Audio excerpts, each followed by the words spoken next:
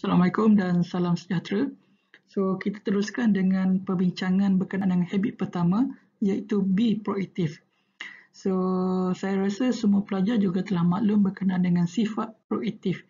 Misalnya dalam keadaan PDP sekarang, pembelajaran dan pembelajaran online learning, bagaimana pentingnya pelajar untuk bersifat proaktif, misalnya jika mengalami cabaran ataupun permasalahan semasa belajar, so terus bertanyakan dengan pensyarah, dengan PA ataupun mendapatkan bantuan daripada rakan-rakan dan juga kepada keluarga. So maksudnya inisiatif yang bermula daripada diri sendiri. So itu bermaksud be proaktif. So yang pentingnya dalam habit pertama ini adalah kita memahami bahawasanya pelajar ataupun diri kita adalah merupakan the driver of our life. Kitalah yang memandu kehidupan kita, yang bukan hanya kita sekadar menjadi penumpang, kerana masa depannya adalah masa depan kita. Kehidupannya adalah kehidupan kita. Dengan itu, kitalah yang perlu mengambil sikap bertanggungjawab dan juga mengambil responsibility dengan setiap perkara yang berlaku, kerana we are the driver of our life. So itulah yang pertama berkenaan dengan habit be proaktif, kerana ia bermula daripada diri kita sendiri.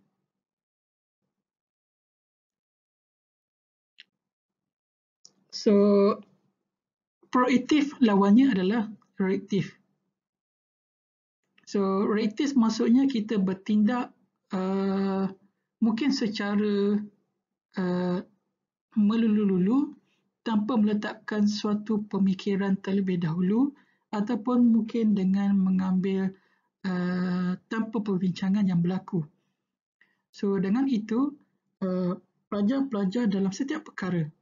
So dalam habit ini ditekankan bagaimana pentingnya untuk kita bersifat proaktif dan kita tidak dibentuk oleh persekitaran dan situasi yang berada di sekeliling kita. Misalnya selalu dibincangkan, contohnya kelas pada pukul 8 pagi.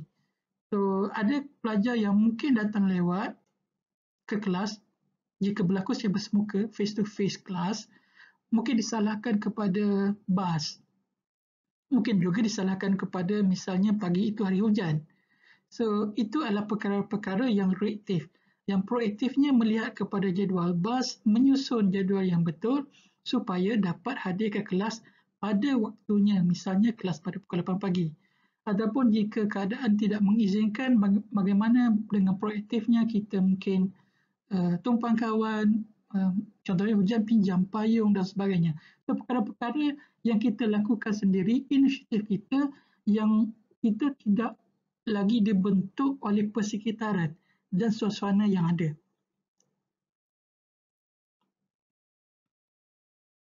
So reaktif seperti mana yang telah dimaklumkan tadi, kita akan cuba salahkan bas, salahkan hujan misalnya. So seharusnya perkara-perkara yang reaktif inilah yang perlu kita elakkan. Bagaimana mau elakkan? Dengan sifat proaktif, dengan berbincang, mencari penyelesaian bersama. Kita berinteraksi dengan rakan-rakan untuk mendapatkan bantuan. Tetapi semua perkara itu hanya boleh berlaku jika kitalah yang memulakan, kitalah yang mengambil inisiatif, kitalah yang perlu bersifat proaktif. So, pelajar-pelajar boleh membaca kebanyakan beberapa perkara dan juga situasi yang diberikan dalam slide yang telah dikongsi berkenaan beberapa perkara, keadaan situasi yang perlu kita bersikap proaktif. Misal kata berkenaan dengan tugasan yang kita lakukan, jika kita rasa terlampau banyak, so bagaimana kita proaktif boleh berbincang. So, kita boleh kenal pasti apakah proaktif berdasarkan bahasa-bahasa yang kita gunakan. Right? Contohnya proaktif language. Saya akan buat perkara tersebut. Saya boleh buat perkara tersebut dengan lebih baik. So, mari kita lihat apakah alternatif-alternatif yang ada.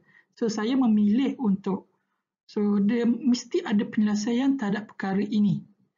So, saya tidak akan benarkan apa-apa saja situasi sekeliling kita mempengaruhi saya. So itu adalah bahasa-bahasa yang digunakan oleh mereka yang bersifat proaktif. So jika misalnya kita menerima arahan daripada pensyarah untuk melakukan suatu perkara, contohnya tutorial yang diberikan, so I'll do it, saya akan buat. So jika pensyarah berikan suatu perkara itu mungkin hanya sedikit saja, so saya akan mencari dan berusaha untuk mencari sendiri. So itulah perkara-perkara yang proaktif. So saya memilih untuk belajar, saya memilih untuk mencari masa tertentu untuk mencari reference sendiri. Mesti ada cara untuk saya mendapatkan pembelajaran yang lebih berkesan. So semua bahasa-bahasa saya cuba reflect dengan perkara yang berlaku dengan keadaan yang semasa sekarang ini supaya kita boleh terus amalkan. So dengan tidak menyalahkan kepada perkara-perkara yang lain. Contohnya, awaklah yang menyebabkan saya tidak dapat belajar dengan berkesan. So saya tak dapat lakukan perkara ini. So inilah cara saya tidak boleh berubah lagi. So perkara-perkara itu adalah reaktif yang perlu kita elakkan. Okay?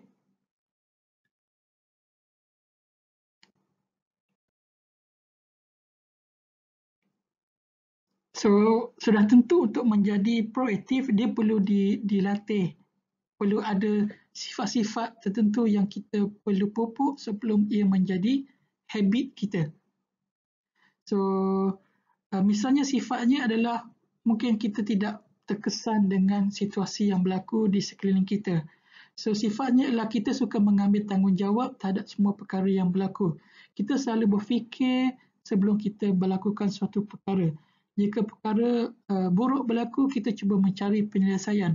So sifat-sifat tersebutlah yang dipupuk secara beransur-ansur. Sebab tu ingat saya sebutkan pada pengenalan, kita ada baby step. Setiap perkara yang kita lakukan step by step, in the end dia akan membentuk habit kita. So, kenapa pentingnya proaktif? Dalam kita melakukan ataupun bertindak satu perkara, so kita tahu bahawa banyak perkara itu bukan dalam kawalan kita. So, banyak perkara itu bukan dalam kawalan kita. Contohnya, misalnya dalam PDP sekarang, berkenaan dengan mungkin internet connection. Kan? Ada pelajar dan banyak pelajar mengalami masalah berkenaan dengan pembelajaran dalam talian. Which internet ni kita tidak boleh kawal. Pensyarah pun tidak boleh kawal juga. So kita yang pertama apa yang perlu kita buat adalah kita fokus kepada apakah circle of control. Apakah yang boleh kita kawal? Yang boleh kita kawal adalah kita boleh maklumkan kepada pensyarah yang saya ada masalah internet. Misalnya kan. So pensyarah pun perlulah be proaktif. Dan dalam konteks pensyarah juga perlu be proaktif menyediakan macam-macam alternatif kepada pelajar. Itulah pensyarah yang proaktif. Tetapi kita fokus kepada pelajar, bagaimana circle of control. Kita boleh kontrol dengan mana kita maklumkan kepada pensyarah kita. Mencari alternatif-alternatif. So itu maksudnya circle of control. Dia bergantung kepada kita, perkara-perkara yang kita lakukan. So dan banyak perkara sudah tentunya bukan kita yang dikawal. Tetapi kita cuba melihat dan fokus. Tindakan kita adalah apa yang kita boleh lakukan. So dalam contoh yang tadi kan saya beritahu hujan tak dapat datang ke kelas. So hujan tu mana kita boleh kontrol. Kan sebab hujan tu melainkan awak ada, tak boleh lah, basically tak boleh lah kan. Yang awak boleh kontrol adalah cari payung, schedulekan, bagi tahu pensyarah. Itu semua adalah perkara yang awak boleh kontrol. Awak tak boleh kontrol situasi luar. Sebab tu situasi luar itu adalah dia tidak boleh mempengaruhi tindakan kita. So kebanyakannya untuk kita bersifat mengelakkan menjadi reaktif adalah kita pause, kita berhenti sekejap dan berfikir. Dan itu kita akan menjadi lebih rasional dan bertanggungjawab dan juga bertindak dengan lebih baik. So push the pause button. Sebab bila kita lebih banyak berfikir sekejap, berhenti sekejap daripada bertindak balas, so dia akan memberikan lebih banyak input dan pemikiran yang akan menjadikan semua perkara yang kita lakukan itu menjadi lebih rasional.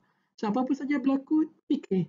Apa-apa saja yang berlaku, duduk sekejap ataupun kalau duduk berdiri sekejap. So, kita cuba menganjak supaya kita berhenti daripada bertindak balas dengan spontan. So, ini adalah yang saya sebut tadi baby step. Untuk mencapai habit be proaktif, so ini adalah beberapa perkara yang boleh kita lakukan bersama-sama secara beransur-ansur. In the end, dengan harapan pelajar-pelajar di Fakulti Sains akan menjadi pelajar-pelajar yang sangat proaktif, terutamanya dalam kehidupan di universiti, kehidupan di fakulti, kehidupan bersama keluarga dan juga bersama masyarakat dengan mengambil tanggungjawab. Ingat, we are the driver of our life. Kitalah yang menentukan kehidupan dan hala tuju yang akan kita laksanakan dan juga yang kita sasarkan. So, sekian, terima kasih. Kita akan bersambung dalam modul yang kedua.